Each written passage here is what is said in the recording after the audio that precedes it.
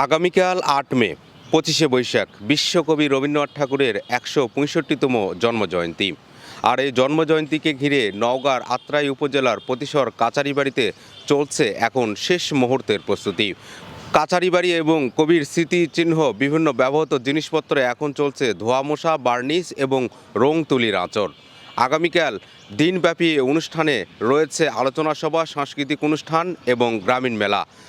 আলোচনা সভায় অংশ নেবেন বিএনপি মহাসচিব, স্থানীয় সরকার, পল্লী উন্নয়ন ও সমবায় মন্ত্রী মির্জা ফখরুল ইসলাম আলমগীর।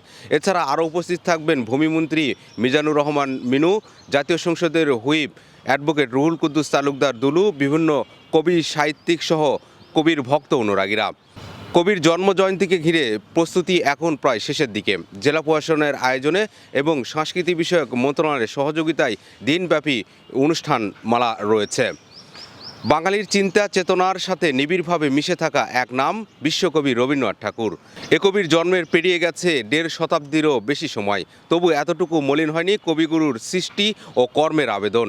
নাগর নদীর তীর ঘেঁষে গড়ে ওঠা এই কাচারি বাড়িতেই বিশ্বকবি রবীন্দ্রনাথ ঠাকুর পরিচালনা করেছেন জমিদারি। নাগর নদীর তীর ঘেঁষে গড়ে ওঠা নিভৃত পল্লী পতিশরের কাচারিবাড়ি থেকেই বিশ্বকবি রবীন্দ্রনাথ ঠাকুর পরিচালনা করেছেন জমিদারি। এই নদীর তীরে বসেই লিখেছেন অসংখ্য গান ও কবিতা।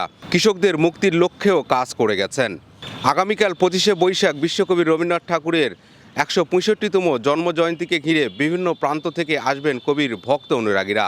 পতিশর কাচারিবাড়ি হয়ে উঠবে আনন্দের এক উৎসবে। তো এই ছিল নওগাঁর পতিশর থেকে কবিগুরু রবীন্দ্রনাথ ঠাকুরের ১৬৫তম জন্মজয়ন্তীর প্রস্তুতির সর্বশেষ পরিস্থিতি। মোহাম্মদ সবুজ হোসেন, চ্যানেল 9, নওগাঁ।